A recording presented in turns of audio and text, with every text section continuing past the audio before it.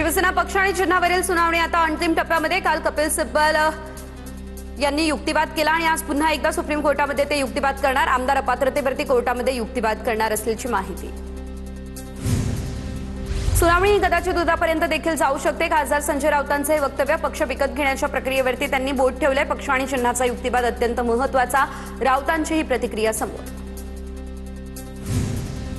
निवडणूक आयोग दलाल अमित शहा यांच्या दबावामध्ये 5,000 कोटी शिवसेना विकली। सेटिंग बेटिंगमध्ये जनतेचे 5,000 कोटी गेले। संजय राऊतांचा निवडणूक आयोगावरती हा गंभीर आरोप। उपमुख्यमंत्री एकनाथ शिंदेंनी मुख्यमंत्री फडणवीस यांची घेतली भेट। वर्षा निवासस्थानी दोन्ही नेत्यांमध्ये 20 मिनिट झाली बैठक। राजकीय घडामोडींसह निधी वाटपासंदर्भात देखील चर्चा झाल्याची माहिती समोर। मनसे अध्यक्ष राज ठाकरे आज पुणे दौऱ्यावरती। पुण्यातील मनसेच्या प्रमुख पदाधिकाऱ्यांची बैठक घेणार। मनसेच्या पुणे शहर कार्यालयामध्ये 11 वाजता बैठकीचं करण्यात आलं आयोजन। बाळासाहेब ठाकरे राष्ट्रीय स्मारकाबाबत आढावा बैठक। बैठकीला उद्धव ठाकरे राहणार उपस्थित। सकाळी 10-11 वाजता आढावा बैठक होणार असल्याची माहिती।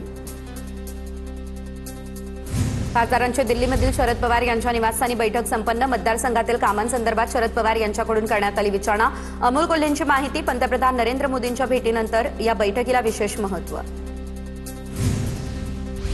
सुप्रिया सुळेंचा आणि विनोद तावडे यांचा एकाच गाडीतून प्रवास। जलसंधारण संदर्भात राज्यातील सर्वपक्षीय खासदारांच्या बैठकीला विशेष उपस्थिती। नागपूर पदवीधर मतदारसंघासाठी भाजपची संघटनात्मक मोर्चे बांधणी। प्रदेश अध्यक्ष रवींद्र चव्हाण 2 दिवसांच्या नागपूर दौऱ्यावर। मतदार नोंदणी आणि निवडणूक तयारीचा घेणार आढावा। तर मतदार नोंदणीचा अंतिम टप्पा सुरू असल्यानं भाजपचं विशेष लक्ष। मराठी फलकांबाबत पालिका विधी आणि न्याय समितीची आज बैठक। मराठीमध्ये नामफलक न लावणाऱ्यांवरती कारवाईबाबत चर्चा होणार। दुपारी 1 वाजता पालिका विधी आणि न्याय समितीची होणार बैठक। 17 ऑगस्टपासून मराठी न आल्यास रिक्षा आणि टॅक्सी चालकांचं लायसन्स होणार रद्द। जुजबी मराठी न आल्यास चालकाला 1 महिन्याची नोटीस। महिनाभरात मराठी न शिकल्यास 3 महिन्यांसाठी लायसन्स रद्द। परिवहन मंत्री प्रताप सरनाईक यांचा हा निर्णय। ध्वजारोहणासाठी नावं जाहीर अजून, मात्र पालकमंत्रीपदाची घोषणा नाही। रायगडच्या पालकमंत्रीपदासाठी गोगावले अजूनही वेटिंगवर। 15 ऑगस्टला नाशिकमध्ये गिरीश महाजन तर रायगडमध्ये भरत गोगावले ध्वजारोहण करणार। आदित्य तटकरे कोकण विभागीय आयुक्त कार्यालयामध्ये ध्वजारोहण करतील। बावनकुळेंना चांगलं म्हणायचं पण प्रमाणपत्र रद्द केल्यानं मनातून उतरले। प्रमाणपत्र रद्द केल्यानं तळपायाची आग मस्तकात गेली। जरांगे पाटलांचं हे वक्तव्य।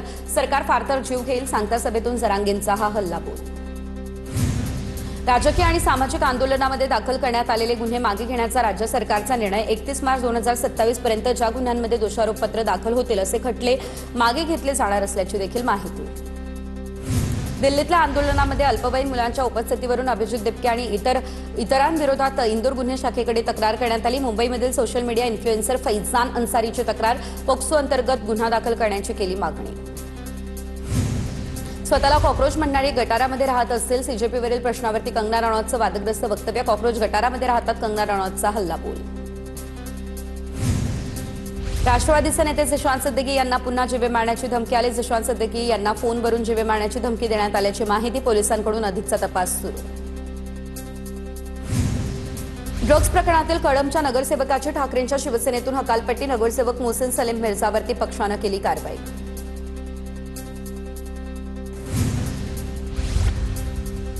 अयोध्येतील राम मंदिर मुख्य कार्यकारी अधिकारी निवड प्रक्रिया अंतिम टप्प्यामध्ये। अंतिम फेरीमध्ये 16 उमेदवारांच्या थेट मुलाखती पार पडल्या आणि त्यानंतर 3 नावांचे पॅनल ट्रस्टकडे सुपूर्द होणार। राम मंदिराच्या सीईओ पदासाठी देशभरातून 5,585 अर्ज दाखल।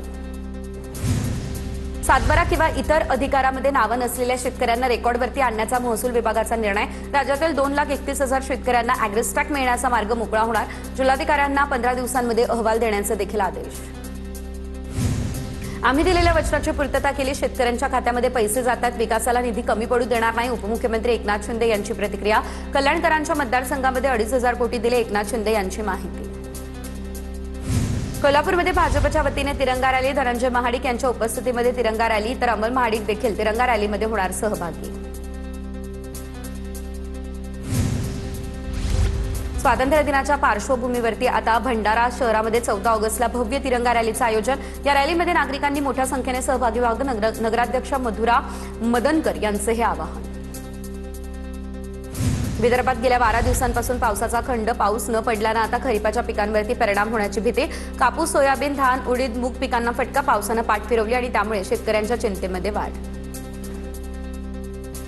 नंदुरबार शहरासह परिसरामध्ये सलग दुसऱ्या दिवशी दमदार पाऊस खरीप पिकांना मोठा दिलासा. रखडलेल्या 46,000 एकर क्षेत्रावरील पेरण्यांना येणार वेग. जुलैमध्ये झालेल्या दमदार पावसामुळे खरीप पेरणीला वेग. पुणे विभागामध्ये आतापर्यंत 11,66,869 हेक्टरवर पेरणी. 93% क्षेत्रावरती खरीपाची पेरणी पूर्ण झाल्याची देखील माहिती. लोणावळा खंडाळा दरम्यानच्या पुणे धबधबा पावसामुळे पूर्ण क्षमतेने प्रवाहित. 200 मीटर उंचीवरून 3 टप्प्यांमध्ये कोसळणारा हा धबधबा बघण्यासाठी पर्यटकांची मोठ्या प्रमाणात गर्दी.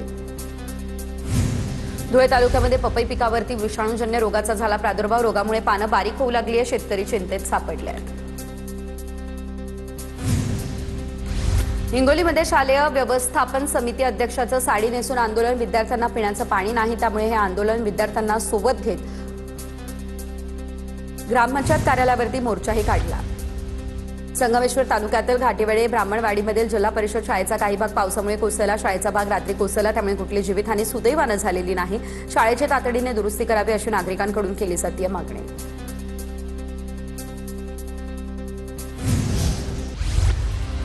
नंदुरबारच्या शहादा शहरामध्ये मोकाट जनावरांचा उपद्रव बघायला मिळाला. पालिका प्रशासनाच्या दुर्लक्षामुळे नागरिक आता संतप्त. मोकाट जनावरं रस्त्यावरती फिरतायत, त्यामुळे अपघातांचा धोका वाढला. नागपूरमधील प्रसिद्ध अंबाझरी तलाव जलपर्णीच्या विळख्यातून मुक्ततेच्या मार्गावरती. जलपर्णीच्या विळख्यातून अंबाझरी तलाव मुक्त करण्यात महानगरपालिकेला यश. नंदुरबारच्या जांगी प्राथमिक आरोग्य केंद्रामध्ये डॉक्टर, नर्स आणि औषधांचा तुटवडा, त्यामुळे आदिवासी रुग्णांची मोठी गैरसोय. कर्मचाऱ्यांच्या अनुपस्थितीबाबत कारवाईच्या सूचना. औषधांचा पुरवठा करण्याचे प्रशासनाचे आश्वासन. नंदुरबारच्या रंगावली धरणाचं पाणी नवापूर शहराकडे वळवल्यास शेतकऱ्यांचा तीव्र विरोध. रंगावली धरणाऐवजी आता उकाई या धरणातून पाणी द्या, ग्रामस्थांची प्रशासनाकडे मागणी. तर निर्णय मागे न घेतल्यास उपोषणाचाही दिला इशारा.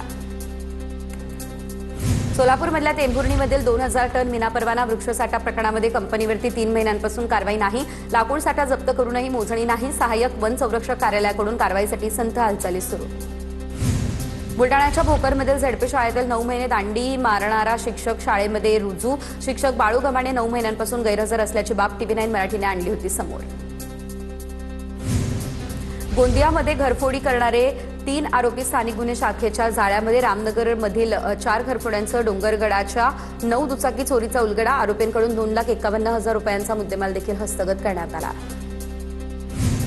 रत्नागिरीमधल्या दापोलीमध्ये एसटी बस प्रवासामध्ये अल्पवयीन मुलीसोबत गैरवर्तन. 33 वर्षीय तरुणाविरोधात आता पोक्सो अंतर्गत गुन्हा दाखल. तरुणाला अटक. भंडाऱ्यामध्ये विद्यार्थ्यांची नियमबाह्य वाहतूक करणाऱ्या 20 वाहनांवरती आरटीओची कारवाई. आणि या कारवाईमध्ये 2,57,000 रुपयांहून अधिकचा दंड करण्यात आला वसूल. कागदपत्र नसलेल्या 9 गाड्या देखील जप्त. अमरावतीच्या मेळघाटमधील डोमा गावामध्ये भूतांच्या अफवांमुळे विद्यार्थ्यांचं शाळा सोडून घरी पलायन. अफवा पसरली, त्यानंतर अंधश्रद्धा निर्मूलन समितीचे नेते गावामध्ये तळ ठोकून. विद्यार्थ्यांनी भीती न बाळगता शाळेमध्ये पुन्हा जावं, अन्निस्त हे आवाहन. पुण्यामध्ये ज्येष्ठ नागरिकांची फसवणूक करणाऱ्या आरोपीचा सायबर पोलिसांनी केला पर्दाफाश. आरोपीकडून ज्येष्ठ नागरिकांच्या आधार कार्डचा गैरवापर करून तब्बल 10,74 लाखांची करण्यात आली फसवणूक. पुण्यात बेकायदेशीर वास्तव करणारे 13 परदेशी नागरिक ताब्यात. यामध्ये येमेनच्या 11 आणि अफगाणिस्तानच्या 2 नागरिकांचा समावेश. परदेशी नागरिकांची माहिती नोंदवली नसल्याप्रकरणी 132 घरमालकांवरती गुन्हे दाखल करण्यात आले. गडचिरोलीमध्ये धावत्या एसटी बसचं चाक निखळल्याची थरारक घटना घडली. चालकानं सावधानता दाखली आहे, त्यामुळे 28 प्रवाशांचा जीव मात्र वाचलाय. सुदैवानं कोणती जीवितहानी यामध्ये झालेली नाही. रत्नागिरीच्या भरणे शिंदेवाडीमध्ये भरधाव कारची दुचाकीला जोरदार धडक. अपघातामध्ये दुचाकीस्वार राजेश मोहिते यांच्यासह एक महिला गंभीररित्या जखमी झाली आहे. कार चालकाला किरकोळ दुखापत झाली असल्याची माहिती. गडचिरोलीमधल्या भामरागडमध्ये प्रसूती दरम्यान महिलेचा मृत्यू झालाय. भामरागड रुग्णालयातील वैद्यकीय अधिकारी नसल्यानं दुसऱ्या रुग्णालयामध्ये महिलेचा मृत्यू झालाय. पवित्र श्रावण महिन्याला सुरुवात झालेली आहे. परळीच्या ज्योतिर्लिंग वैजनाथ मंदिरामध्ये भाविकांची गर्दी दिसते. 11 मानकरी पुरोहितांच्या उपस्थितीमध्ये रुद्राभिषेक आणि महाआरती करण्यात आली. दर्शनासाठी भाविकांनी रांगा लागल्या. श्रावणातील पहिल्या दिवशी पुण्यातील श्रीमंत दगडूशेठ हलवाई गणपती दर्शनासाठी भाविकांची मोठी गर्दी. श्रावण महिन्यामध्ये विविध मंदिरामध्ये धार्मिक विधी पार पडतील. पुण्यातील दगडूशेठ हलवाई गणपती मंदिराच्या विस्तारासाठी फरासखाना पोलीस ठाण्याची जागा हस्तांतरित करण्यास पोलिसांची तत्वतः ना हरकत. मात्र आधी बुधवार पेठेत आधुनिक पोलीस संकुल उभारून कार्यालयाचं स्थलांतर करण्यात येणार. आषाढाच्या शेवटच्या दिवशी पुणेकरांचा चिकन मटणावरती ताव, तर पुणे शहरामध्ये एकाच दिवशी 700 टन चिकनसह 30 टन मासळीची देखील करण्यात आली विक्री.